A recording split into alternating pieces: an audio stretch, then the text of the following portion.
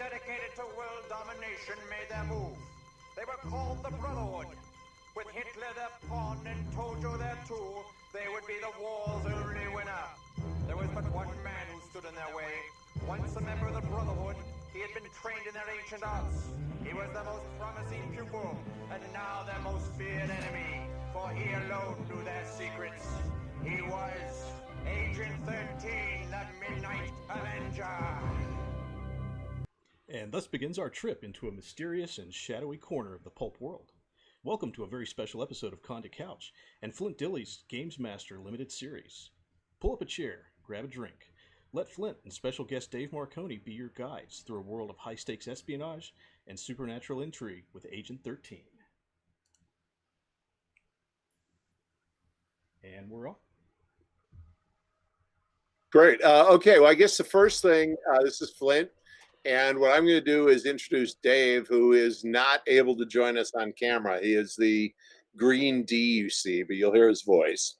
And boy, I can't remember not knowing Dave Marconi, but I think we met like in 79 or 80. We were introduced by a mutual friend of ours, got along, and have been on adventures ever since. But one of the big adventures we went on, and what we're going to focus on in this show, is, you guessed it, Agent 13.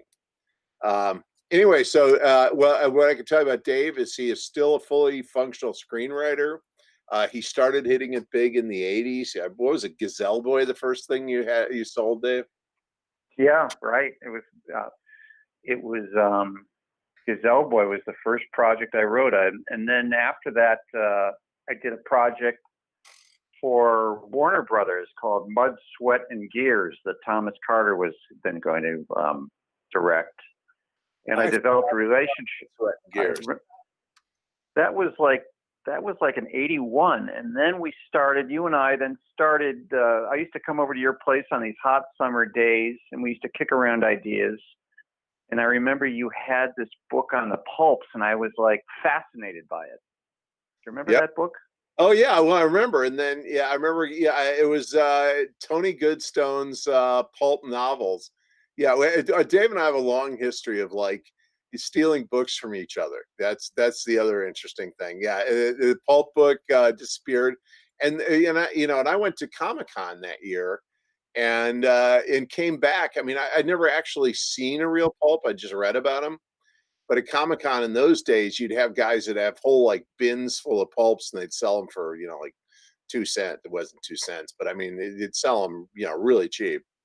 And so I just got a bucket of them and brought them back. I remember we started reading Octopus of Crime. Yeah, Secret Agent X and the Octopus of Crime. Octopus of Crime.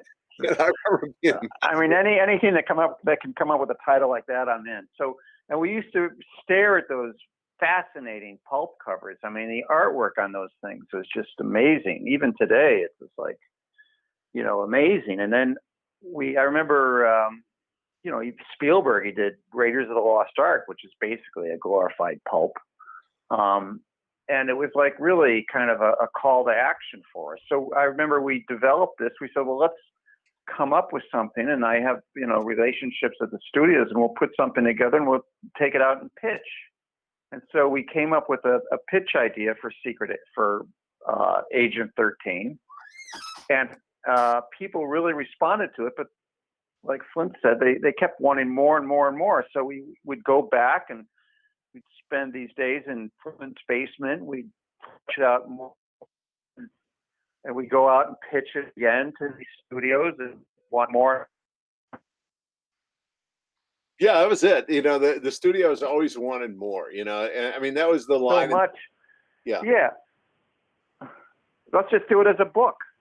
Because when you pitch things, they don't want to hear more than 20 minutes. And by this time, our pitch was already like an hour.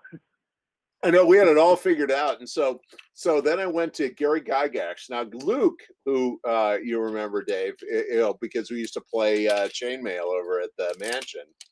Matter of fact, there's a special award called the Gaikoni. If anybody got in an argument, they had to wear the Gaikoni around. It was some weird tribal headdress that you had to wear around for 15 minutes if you were in an argument. Anyway, Yeah, we're looking at, we put together this whole pitch, and I went over to Gary and said, "Hey, I want to do a series of books that'll fit into the top secret line as pulps. They're called Agent 13." He said, "Oh, cool." I mean, I think you came over. I think we pitched Gary the Agent 13. He was all in, and you know, and then all of a sudden we were novelists. That was kind of the really funny thing about it. And then we wrote three novels. We wrote, I mean, actually we wrote one really huge one, and they cut it in half, and that became the first two books. Margaret Weiss, who was doing Dragonlance at the time, Margaret Weiss and Tracy Hickman, came in and was our editor, and she did a great job on it. She wrote the intro to the Agent 13 book that you can buy on Amazon now. And they whacked it in half and sold it. And remember when we were signing them at Book Fair in New Orleans? I think it was Picasso's daughter was signing next to us. Paloma, yeah, she was. So we had a huge line. It was mostly overflow for her, but we had a huge line. Yeah, that was fun, and the food down there was amazing. Oh yeah, yeah. But it was a great journey, and then afterwards we got it set up as a graphic novel, and then as a radio show, and then comic books, and then they did a reissue, and then we finally set it up as a film. Yep. That was like 20 years later. I mean, there's the lesson for writers out there and people that have stuff is it may sit on a shelf for 20 years, and then somebody will suddenly decide it's gold, and all of a sudden you're making a movie. That was with our Charlize Theron. And yeah, Charlize was attached to star and produce it. It was a deal set up over at Universal, but the development got a bit crazy at a certain point. It up in development hell, and finally came back to us, and now we're slowly waking up and saying, "Hey, let's do something with it again." Because I mean, that's what happens. You get sucked into stuff in life, and you forget about stuff. So now we're dusting it off and gonna take it out again. I think it's a great streaming show. Yeah, the Hollywood development process can be really brutal on a book or a project. I mean, they'll throw writer after writer after writer at the material, in attempts to get it to where they want it, and that isn't necessarily best for the original underlying material. The fact that any movie ever gets made is really, a miracle. But it is. Agent 13 is we've had companies that wanted to do it as an animated feature, but it's just it's a project that Flint and I are very much attached to, and it's like our baby. It's one of the first things we ever did, and we want to, if and when it gets made, we want to be sure that it's done in the right way with the right voices behind it. Otherwise, it can just turn into a disaster, as like some of these comic books to screen have ended up. No, it's true. It's true. I mean, it's a really, in fairness to everybody involved, it's just it's a really, fragile art, turning a book into a movie, and, preserving the vision of it. But you always have to kind of update it, and one wrong idea and the whole thing just bounces funny for a long time. But you're right. A movie's an unbelievably fragile thing, and actually getting one made is, because then even if you get all approved, then you gotta hit the right minute in the star's career, so they can actually be in it. It's complicated. With that, you think that's fair to say? Yeah, but working, when I've never really worked with another writer before. Flint was the first and only exception to that rule. And it was really a very interesting process. Flint would come in with these crazy, wild, ideas. And then I would say, wow, that's really wild and crazy. I love that idea. Now let me see if I can find some research and a way to make that stuff work. And that's basically what gave us, Agent 13. It was it was a combination of, Flint's, wild ideas from all these, he has a background in pulps, and I would have a big background in kind of research and stuff. So I would say, all right, how can I ground this in some kind of urban research, if nothing else, and find a way to give this stuff, wings. And then I would give it to him, and he'd adjust it, and he'd give it back to me, and I would adjust it, and we'd have fights and arguments, and he would tell me I was crazy. I would tell him.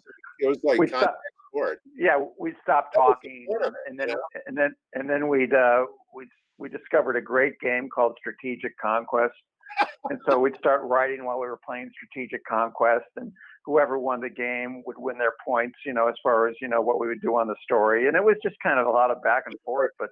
That was our determining. Our thing is to who won the argument. Is who I'd forgotten about strategic. And there are far worse ways to resolve debate. Global conflict, right? Exactly. I had forgotten all about that. Yeah, well, I mean, what's funny about that book is I think that a lot of people that know us would we're kind of surprised by the things we both got interested in, because normally people think you were writing, the kind of weird, mystical, paranoid stuff, and I was writing I'd be writing the historical stuff because that was a history major, and in fact, we sort of switched roles. Certainly that's right. The first book. Yeah, I mean, and out of it, I think, came a lot of like very interesting, things, and I'm very proud of the work we did. I thought it was very true, to the pulps, and plus it, allowed me to, create this, amazing library of esoteria that I still use to this day. I mean, remember that big giant occult book that, it kept going back and forth between us, and then finally my wife, who just was kind of spooked by the whole thing, made me give it to Dave, so he owns it now. That giant, occult, compendium. Yeah. I mean, it's in storage. I mean, the biggest book you have in your library. That's yeah. The compendium. I had turned my camera back on. It was fuzzed out. If it fuzzes out again, I'll turn it off. But I mean, that was a really interesting thing about it. Yeah, you guys had some questions, and Mike and Richard, you had some questions, so fire away. We can go on talking about. I'd forgotten all about Command HQ and our argument. Yeah, we sure do, actually. First one we've got here from some of the audience members comes to Dave, and it goes like this: when you're writing a script, and of course, you are a very accomplished screenwriter, Enemy of the State. Really go through credit. So I really didn't do justice to that. Oh, sure. But very, very prolific screenwriter. Wrote Enemy of the State, Live Free or Die Hard, The Foreigner, Harvest, a really great movie to watch. And I mean, I never say anything nice today, but a really great movie to watch is his movie Intersection. It is one of the best sort of triple twist noirs, except that the twists all sort of, I won't spoil it, but yeah. Anyway, sorry. I did not do justice to you introducing you, Dave. Sorry about that. Well, thanks for the plug, Flint. That's very kind. No, it just is. It is really a great film. He went and shot it in like Morocco or some, Yeah. Which was always the joke at the time, because I was writing mostly animation. So Dave would always get these exotic trips to, far flung, foreign countries, and I'd always get sent to Toontown. That was our.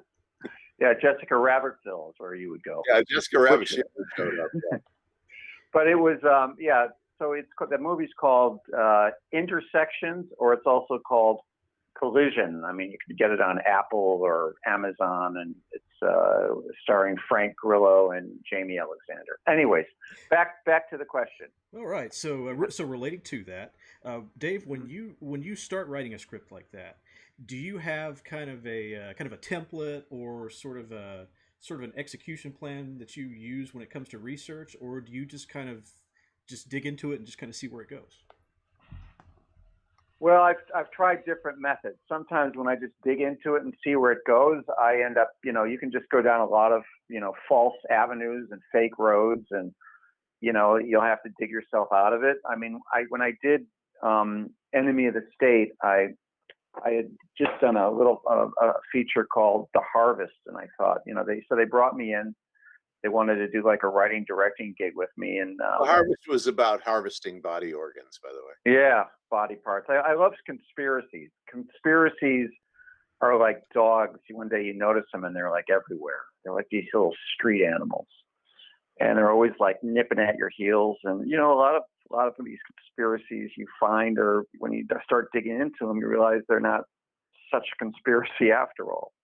But as far as the research goes, I mean, when I did Enemy of the State, I walked in, and Simpson Bruckheimer at the time had an idea. They wanted to do a movie about somebody that was taken apart electronically, and they wanted to know if I'd be interested in doing it. They had money to spend, and I said, all right, I'll be happy to take your money. And Lucas Foster was the executive on the project, and I said, well, what else do you want to do besides a story about a guy who's taken apart electronically? They go, I don't know, you tell us, come back in a month or so. And behind Lucas was a big picture of Cary Grant in North by Northwest, this innocent man on the run. So I go, well, that's a great template. So I took that and I started researching about what was going on, and I came across a book that James Bamford wrote called The Puzzle Palace. He wrote in 1984, where he just exposed everything that the NSA was up to. And I read this and I was like, oh my God, this is like horrifying but interesting. If there's a boogeyman, these guys have got to be it. Here you have an agency that has more manpower and funding than the CIA and FBI put together, and Americans don't even know they exist. It's called No Such Agency. That was, back in like around 1995, 96. And so I made them the boogeymans, and I married it to the movie of North by Northwest. And then, I started writing it, and they would send me on research trips, and the more I wrote, the more I got into it. It was just, they were opening up mail, listening to emails and listening in on phone calls, and it was just, horrifying what they were doing. And I would start talking to people about what I was doing and, what was going on, and they'd look at me like I was, I had a tinfoil cap on and was smoking, like really good weed. They thought I was just from the planet Zevon. So, after a while, you stop arguing with people, and you just, sit on your hands and you write your movie and you get on with it. But that was research intensive based on a specific goal that I had to follow. So I had to research about the NSA, and I knew what the story would kind of develop out of the research that I did. But usually I do a tremendous amount of research before I start writing, just so that the stuff is inside of me. I hope I answered the question. Sure, and that actually leads to a follow-up question on that from me. Is there a particular sort of well-known conspiracy theory or something you either knew about beforehand or sort of stumbled across while you're doing your research that's kind of a favorite of yours or that particularly sticks out in your mind? Well, the whole thing about, the NSA, I thought, that wasn't, none of that was, when that movie came out, when Enemy of the State came out, people, again, just said, Hollywood garbage, but, it's a fun ride. I mean, nobody took the movie seriously. It wasn't until Snowden, came out and blew the whistle that people actually, said, all right, well, this movie actually is about something, and it has a certain amount of gravitas. And that was in 93. I think Snowden came out with his stuff in like 2008, 2010. So we're talking about a difference of almost, 15 years, 12 years. And people, but you see this in all kinds of stuff. I mean, you're constantly writing. Once you do the research, once you really get into the story and you own it, you suddenly go up against people that, they've seen, mainstream news or anything. They form their opinions on subject matters based on basically mainstream news that's just feeding them, a lot of stuff. But when you spend time and you actually dig beneath the surface of stories and you read multiple sources, then you start to really kind of uncover a different reality that sometimes can be shocking to people. And so you have to, I would take these issues and I would try and wrap them around a fun kind of action adventure piece so that, they get a little meat with their potatoes, so to speak. But they say if you want to send a message to somebody, send a telegram. So you have to, as a Hollywood writer, you have to find a way to take these issues and wrap it around a fun movie for people to watch, because nobody wants to watch some kind of long, drawn out, melodrama. They want, if they go there and they're spending their good money, they want to be entertained. So you have to find ways to entertain people with these stories. Does that make sense? Yeah, it makes perfect sense. It's a great answer.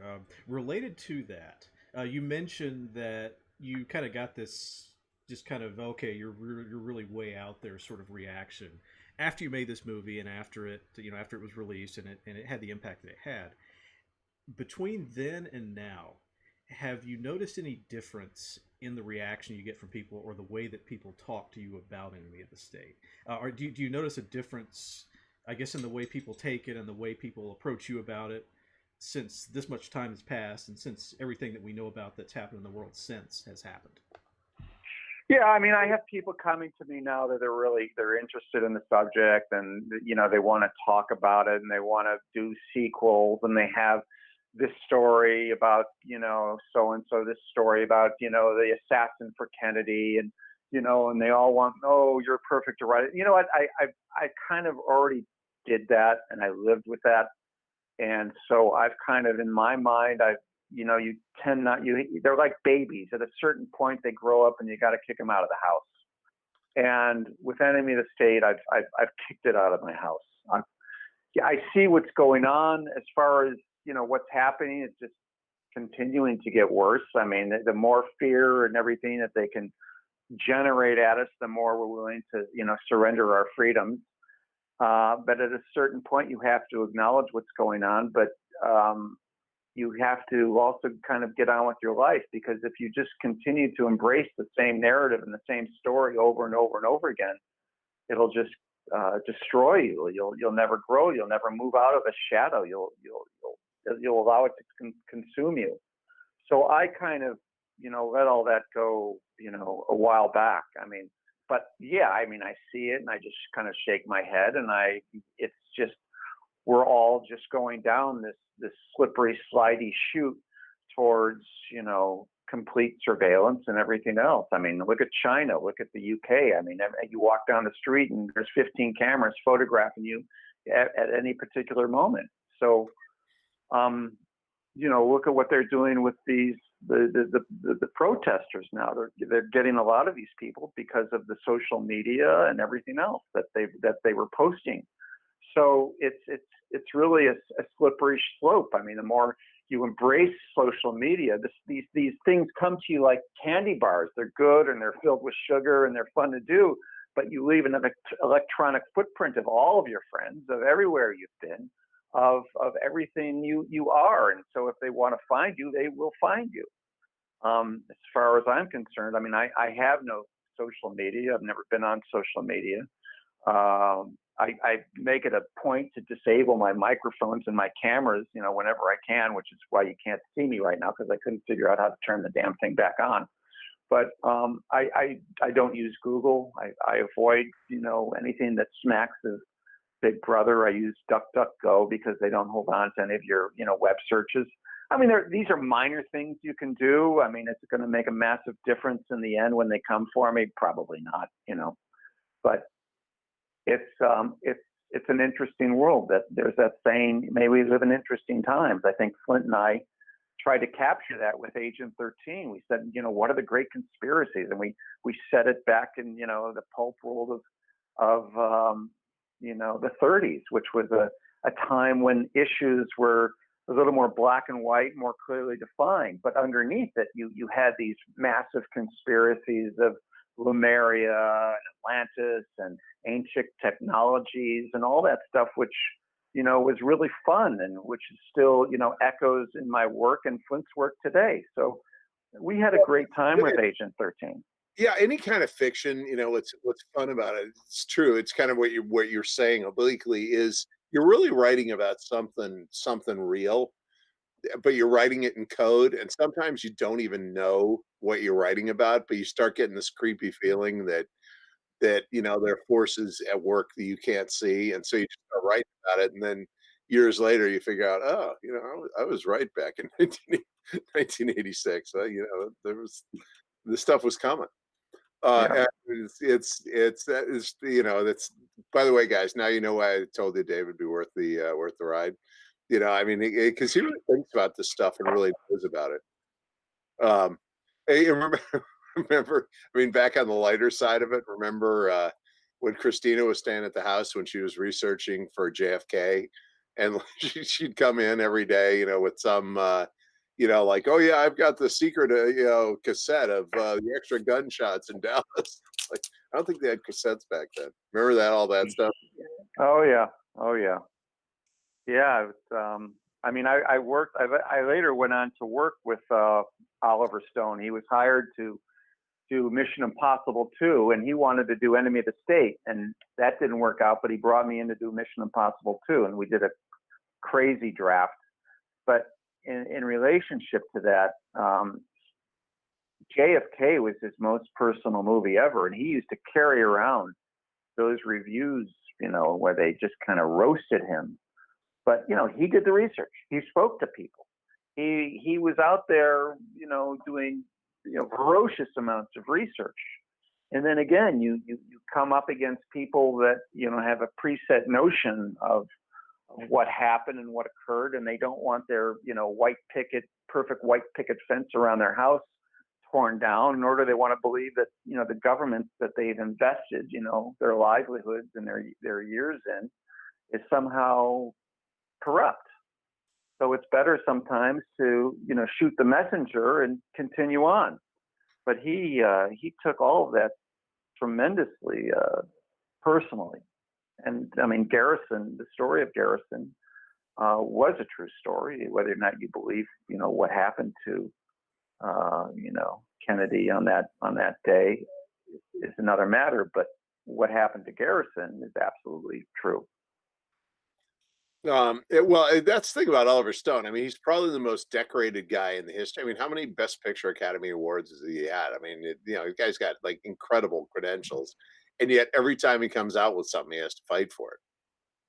Yeah, because he goes against the narrative, and people, you know, and so they come at him for that. You know, if you know, he always takes, you know, the difficult position, but he, you know, he was a philosophy major, you know, much like, you know, he's very much into history. I mean, when we were doing, you know, Mission Impossible 2, he was approaching it from, you know, he wanted to do a movie about, you know, Odysseus, you know, Tom Cruise's search for his, you know, his missing father and his, you know, misbegotten son. And, you know, and he wanted to do that in a high-tech world that, you know, he didn't really understand, but he understood the classics, like you, Flint. Yeah.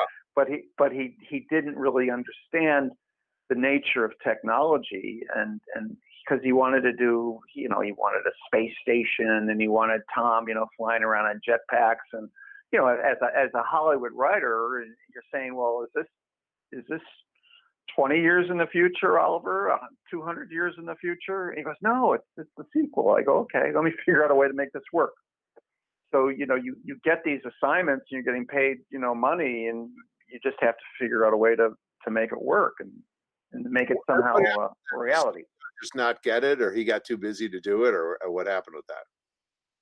Well, he saw, you know, we were taking a real kind of sci-fi approach to it, and it was, you know, and we were flying around and going to JPL and NASA and all this, and every time, you know, we'd go there, you know, he would start asking them questions about, you know, he wanted some space station with 30,000 people on it, and it was like, okay, and people would say, well, you know, you won't see this day, your kids won't see this day, maybe the grandkids of your children will see this, you know, but we're talking very far in the future. So I had to kind of go into the secret space programs, the secret world of secret space programs. And that was fun. But so we were progressing, and then we flew out to London to see Tom when he was shooting, you know, Eyes Wide Shut.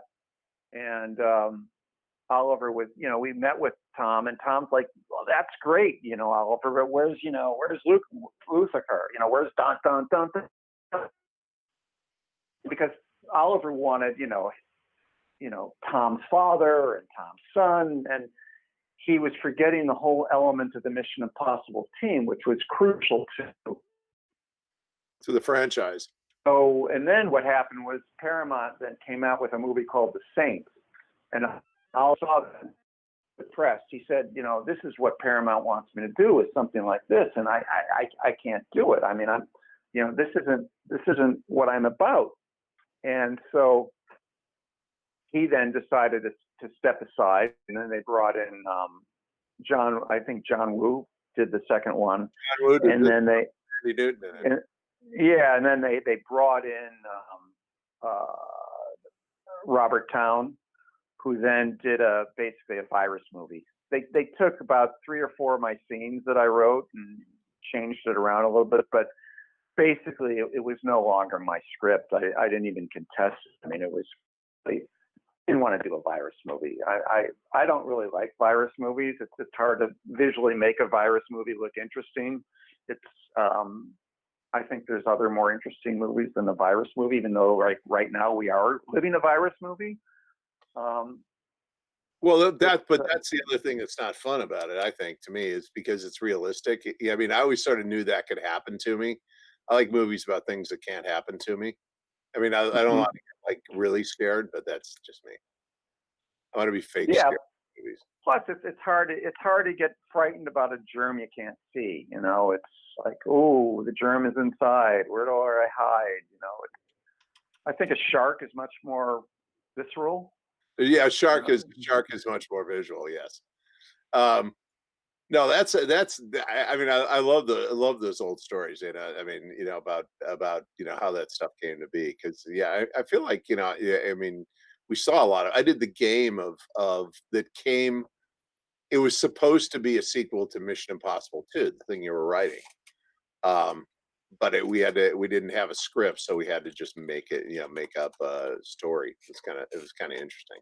But you worked. You should have called me, Flint. I would have given you the script. Yeah, I think well, this was after Mission Impossible 2, so they wouldn't give us. Okay. Yeah. I mean, some of the best game projects I worked on were some game projects where they wouldn't give you the script, but that's the wrong decade. We can't talk about that. When you had worked with Tom Cruise before that, back in the 80s, you were working on Rumblefish and what was that other one? It was Rumblefish. Yeah, I had just left film school. I went to USC, and I got a job working for Francis Coppola in Tulsa, Oklahoma, on The Outsiders and Rumblefish. And Tom Cruise was one of the Rumble Boys, and he was one of Pony Boy. He was one of the the gang in The Outsiders. And I'll never forget there was a big scene at night where they're all rumbling in the mud and everything, and Tom takes a shot to the face and he loses his fake front tooth. And so we had to shut down shooting for like 2 days while they made him a new tooth and flew it out to him, which was kind of fun. Wait, guy, front tooth? Was it a tooth? Well, he's a guy with one of the most famous smiles on the planet, and he has a fake front tooth. You'd never know that, would you? In real life, he has a fake front tooth, or the character had a fake front tooth? No, in real life, he has a fake front tooth. Oh, that's funny. So they had to go find him a fake front tooth. Interesting, huh? Yeah. So, you guys got any more questions? We can go on with this stuff forever, but cool. Actually, yes, we do. We've got some other questions there. Relating to Agent 13, we had that great radio intro, old classic kind of 20s and 30s style, audio drama that a lot of people actually still appreciate to this day, as far as the format goes. Can you guys get a little more into sort of what makes Agent 13 the character tick? I'm just thinking of this from the perspective of maybe newer audience folks who they kind of got the basic beats from the intro, but maybe they're not as familiar with the character, and would like to know a little bit more about this mysterious guy who's trying to foil all these worldwide conspiracies and basically trying to save the world from being taken over. You want to take that, Dave, or you want me to take that? You want to take that, Dave? Or you want me to take that? So you want to know what makes Agent 13 tick? Basically, pretty much, yeah. Well, Agent 13 came, it was a gifted child, and he came out of a very secret, dark, it's just a very secret kind of what was once a positive society.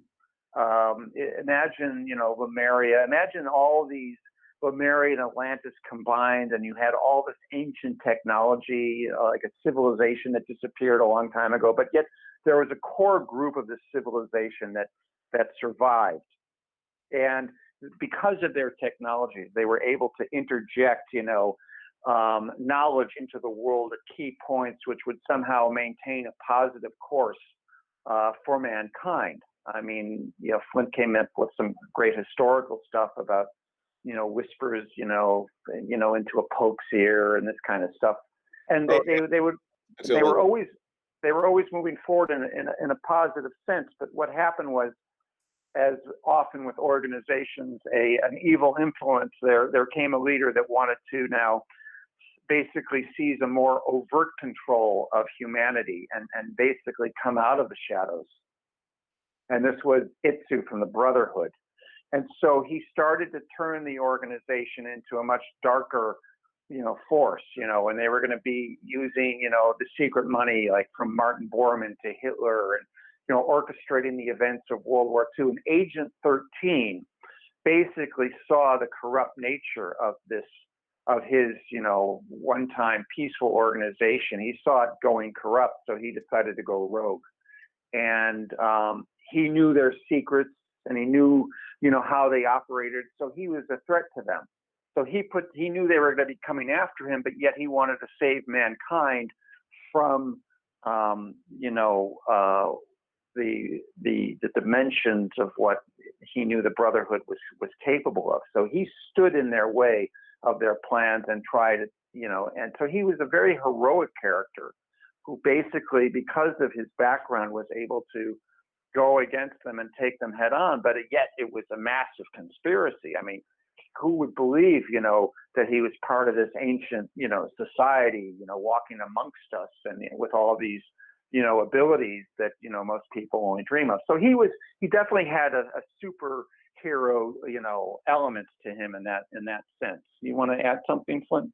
Oh yeah, no. Well, I mean, yeah. The thing we left out, it's like the funny thing about Agent 13 is it's deceptively difficult to pitch. Is remember, he was kidnapped as a child because he had special abilities, and brought into the Brotherhood, and he totally bought into it. Didn't know anything else, and then one night he saw something bad, and he made a break for it. And he made a break for it with his erstwhile with his girlfriend, China White. Only when they escaped and they got to the meeting point, she wasn't there, and it turned out she'd betrayed him. And we spent a lot of time trying to figure out, trying to explain why and how, but she ends up being sort of his sort of love-hate nemesis in all this. That's the character dimension of it. But yeah, he is trying to stop the organization that's behind all of World War II and later the Cold War and all that. And the organization goes all the way back to the beginning of time, basically, the Brotherhood. And they have all sorts of really great weapons. But once again, we're telling the really abstract version of the story. The actual version is just one long action romp. Wouldn't you describe it that way? Yeah. So piggybacking off of that, there was an interesting reference to some of the history involved there. And Flint, if there's anything particular you'd like to go into there as far as any particular historical concepts or events or sort of historical background that sort of flavored your initial treatment of this world. Like that. First of all, we put it was just layered with historical icons. When you first meet Agent 13 in the very beginning, you don't get to know his backstory until later. But when you meet him very beginning, he's on a cross disguised as a statue of Jesus Christ, and he pulls a nail out of his wrist and throws it through a Nazi's eye.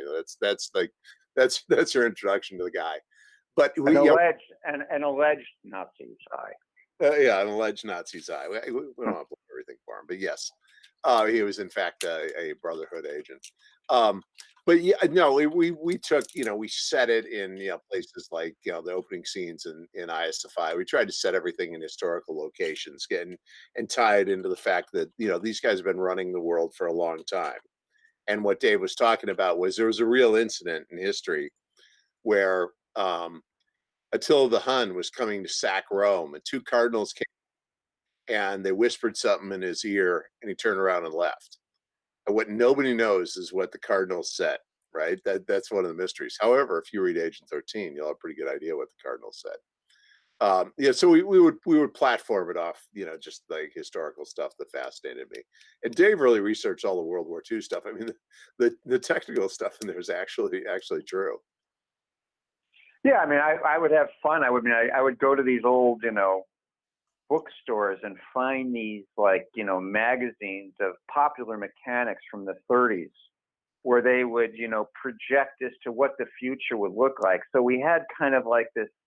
We created this world of this high tech 30s, almost like Rocket Man kind of world that, these kind of advanced, 30s devices that were available to the Brotherhood that, nobody else could have. And that was a lot of fun. We also did, a big scene on the Normandy, and we researched what the Normandy was and what happened to the Normandy. So we did as much historical stuff. I mean, there's a tremendous amount of research, which was one of the things that made it fun for us. And one of the things that really attracted us to the projects was the ability to go back in time and research all of this stuff and have fun with it. And the characters were all kind of, fun and, right out of the comic books and the world of the pulps. And they really gave life to this conspiracy. Again, you have to, if you're going to send a message, you have to, tell it with a certain amount of levity so that people can, enjoy the ride or enjoy the read. We wanted to do something that was, a page turner in that sense, something that was an homage to the pulps, which was, I mean, the word pulp came from what the pulp content of the paper. They were comic books at the time, weren't they, Flint? Well, yeah, I mean, they actually, the pulps preceded the comic books, but they're just made out of the lowest grade of paper, and they were considered really, low end literature. And what was funny about it is incredibly famous people who ended up, being, revered writers, Ray Bradbury, Robert Heinlein, Dashiell Hammett, Raymond Chandler. I mean, all those guys started out writing for the pulps. And what's interesting about it, so you have these massively overpowered writers writing what everybody perceived as garbage, but it was just really fun garbage. And it's so lively. I mean, that's what struck me is we're just reading it, and it's like every page is just alive in a way that books now, they seem like they're over labored. And the other thing that's interesting about that for about that relevant to the book and all that, and we haven't really talked about it, is in the 80s you could do stuff like that. I mean, now the world just takes itself far more seriously. I mean, it gets obsessed about far more trivial things, but it takes itself much more seriously, if that makes any sense. And so what we're trying to bring back, and and what we're capitalizing on, because remember, half the people you meet, Dave, are giving you some, mystic crystals theory, and just like fun stuff you don't get anymore. Now people are talking about their phones, and so we'd be listening to this stuff kind of all day, every day. Just everybody's weird theory of the universe, and so it was really fun to use that as a mine of material, and but then set it, because a lot of times too, you want to set history, set things, any way controversial, or that can have some issue attached. You just hide it back in the past, so nobody gets too seriously about it, and nobody gets too upset about it. And then you could do stories about Nazis, and and people thought that was cool. They did a story about Nazis, and Nazis are bad guys, and all that. Now you have a lot of trouble even talking about that stuff. So speaking of, you mentioned China White previously. This femme fatale, very mysterious character who's obviously got this very deep connection to Agent 13, and there's definitely a past there. And since we're in an era where strong female characters are very emphasized, and it's very, very much a part of the modern landscape, there's another character that actually factors very heavily into the story here, who who sort of rounds that out. Can you guys tell us a little bit more about her? Oh, Maggie Dar. Yeah, yeah. You talk about Maggie Dar. Zane. Well, Maggie Dar was, a very, she represents kind of, much more of kind of like a showgirl type of woman that, she chews gum, and she's, she wears her breeches, and she's good with the machine gun, and she's just like she kind of is a bit of like the Karen out in she can certainly drink and a secret crush on Agent 13, but he's conflicted between her and China White, who's like this ancient long lost love that keeps popping up in different places. So we were able to have fun with Maggie because of the almost like a love triangle and the jealousies that would go back and forth. But she's a very capable woman, and she joins Agent 13. She's a woman of she's a woman of the present. In other words, she's not one of these. What was interesting about the Brotherhood is there's a lot of theories that say that our civilization has been here many times before, maybe 3, 4, 5 times, and history just keeps reinventing itself. And every time it does reinvent itself, it fails to acknowledge the fact that we were here before. And when sometimes, anomalies will show up in architectural digs, like a piece of ancient technology, or, a perfect, kind of, metal screw that's found in a piece of coal, 500 feet under the earth, this stuff just gets thrown away and put into a crate, like the end of, Raiders of the Lost Ark. So here you have an ancient society from a previous,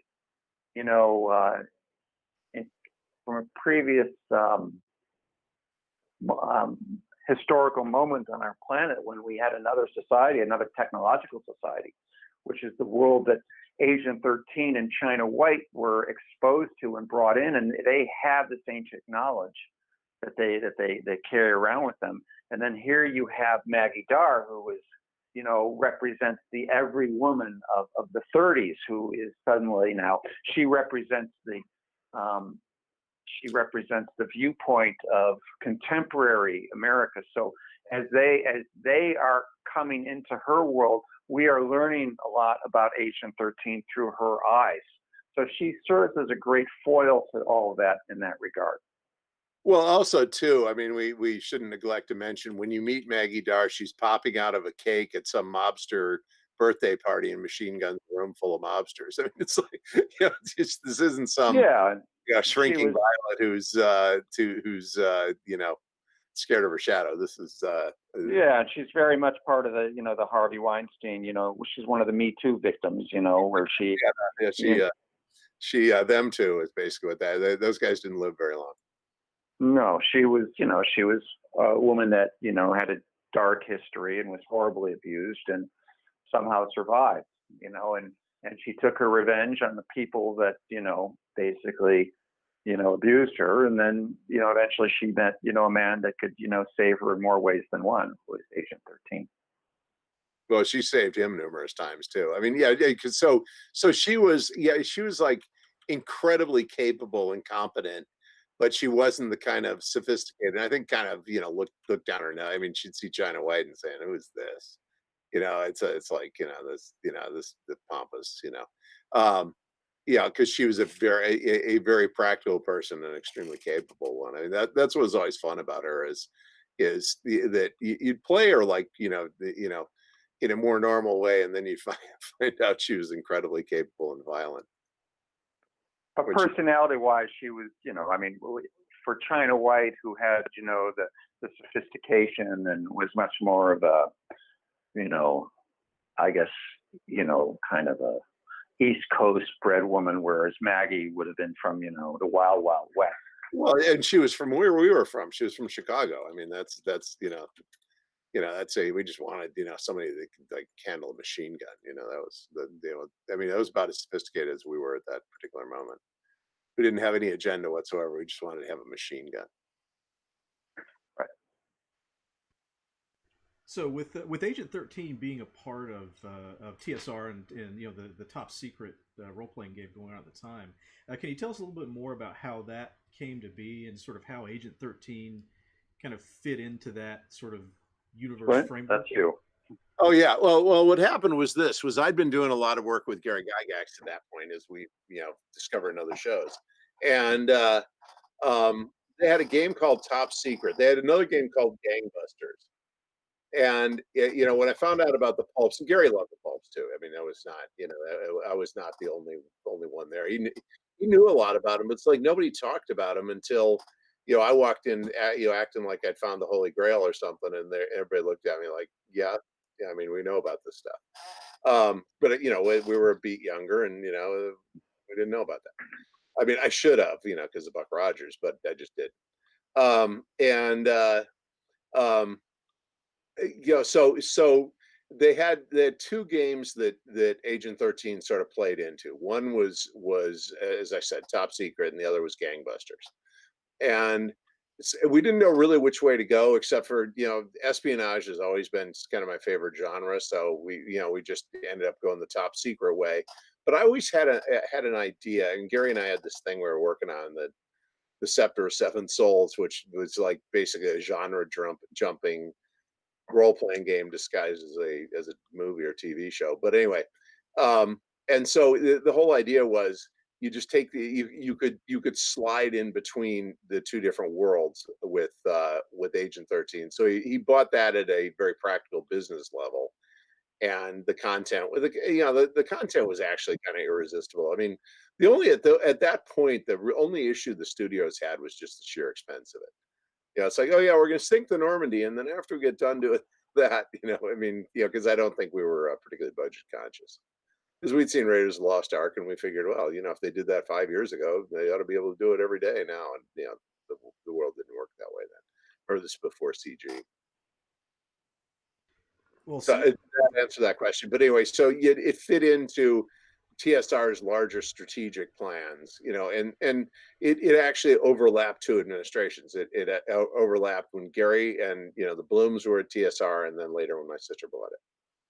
Oh, very good. And with the advent of so many sort of tabletop simulators that you can do online these days, where you can essentially gather a group of people who don't really even have to be in the same place together and almost do a video conference like this and play a game like this, is there anything like that you would like to do with Top Secret and Agent 13 sometime in the near future? Oh yeah, well, I mean, there was a whole chat, and when I said I was going to do this, there was a whole conversation that erupted on my Facebook page, which was, like everybody in the world seems to remember, Agent 13, in sort of, wanting to play it, or they did play it, and so we are going to run. I told Dave he was more than.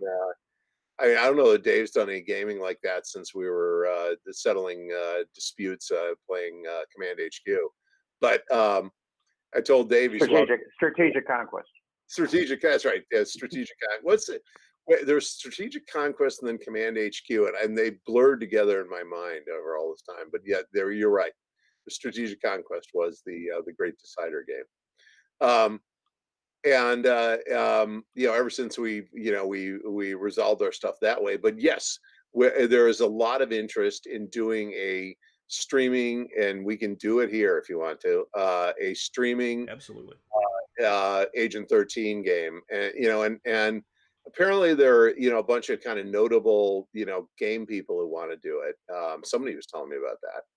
Yeah, I believe we do have a few people who are very interested in that. So we have some folks from your RPG circle, and there are a couple of other authors who are friends of the show, who whether it's Top Secret or Agent 13 specifically, or just other sort of related properties from the era. These are people that came up writing, or they came up being inspired by those kinds of things. And one particular friend of mine, who I will talk to after this show, who is a New York Times bestselling author and who's actually written a world very similar to what you guys have here, is someone we're going to try to get on for that too. No, that'd be great. I mean, Yeah, no, if we could do some Agent 13 tabletop, a whole lot of fun, I think, for everybody involved.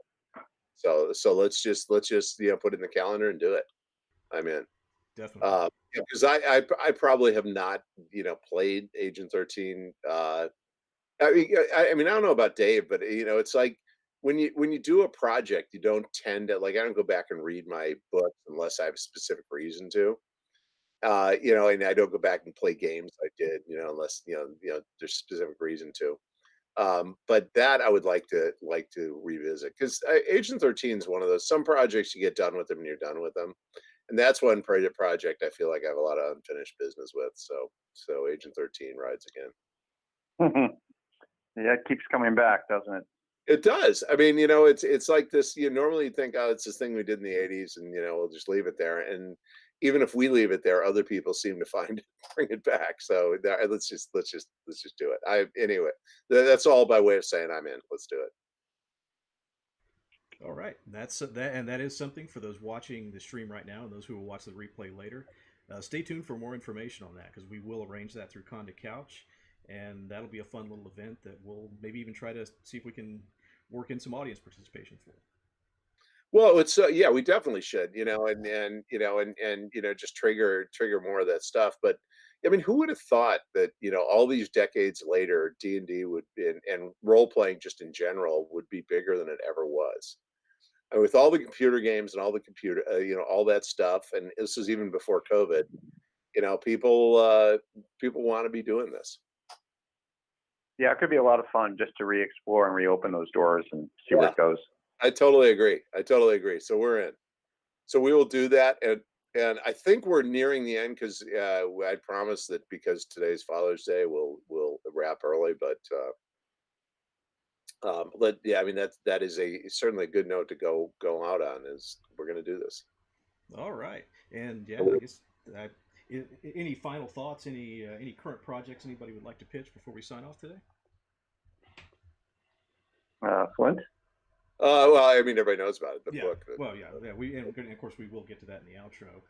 Dave, anything particular that you want to point people towards, or anything you can't talk about? I know sometimes that's a difficult question because a lot of what you guys work on winds up being covered under an NDA. Well, I did make there is a I'm developing a TV series which is kind of an X-Files in nature without going into details on that too much, but it's historically based, so it has all those rich quote unquote conspiracies in it that I like so much. And then I have a spec script that I'm writing that I want to shoot in New Mexico. That's kind of a little thing I can do for about 12 to 15 million, which it's kind of a thriller conspiracy movie, again with somebody on the run, a woman. Takes place in New Mexico. And then I have another project that I put together based on Tesla and free energy. And then I have another thing that attached to direct that I wrote called The Vanished, which is about a woman kind of, it's like Polanski's Frantic meets Born Identity, where you have a woman who goes missing on a riverboat cruise in Russia, and her husband has to get off the boat and find her, and in the process gets involved in a international conspiracy. Oh well, very interesting stuff from Dave. Stay near conspiracy, but while you're at it and while you're waiting for those projects, definitely go see. Wait, what was it called? Collusion, or was it called Intersection? Well, on some websites it's called Collision, again with Jamie Alexander, and on other websites it's called Intersections. The reason being is because I shot it in Morocco. I did it for Luc Besson EuropaCorp, and the European release had the title of Intersections, and then when we brought it to the U.S., they weren't able to use that title because of the old Richard Gere movie, so we had to change the title for the U.S. release to Collision. So depending on what website you go to, but you'll be able to find it as either intersections or collision. I shot it for about $8 million, and we shot it all in the desert of Morocco. So it was that film. it was a crazy project. So yeah, see it. I mean, and it is a pure Marconi film. That's the other thing that's really kind of cool about it. But anyway, that'll keep everybody busy while they're waiting for the other stuff to come out. All right, outstanding. Definitely go check that out. And I'd like to thank everybody for tuning in live today, and thank everyone who watches the replay in advance. Be sure and pre-order your autographed copy of Flint's upcoming book, The Gamesmaster, Almost Famous in the Geek 80s. We've got a link in the stream description where you can get an autographed copy. And if you enjoy the show, give us a like, subscribe to the channel if you haven't already, and stay tuned for more good content.